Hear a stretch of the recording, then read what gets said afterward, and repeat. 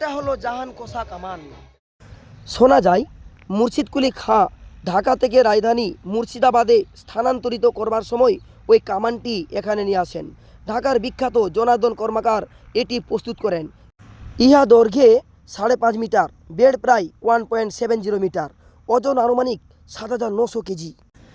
মোগল সম্রাট শাহজাহানের সময় 1047 হিজরিতে ইহা নির্মিত হয়।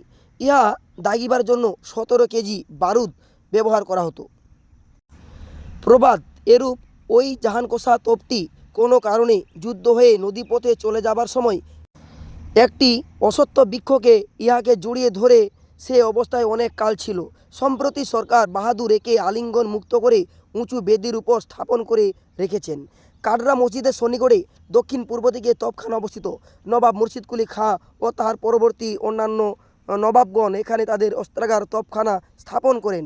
এইখানেই জাহানকোষা কামানটি অবস্থিত দেখানোর চেষ্টা করছি। তো দেখুন কত বড় একটা কামান, এই ভিডিওয় দেখানোর চেষ্টা করছি।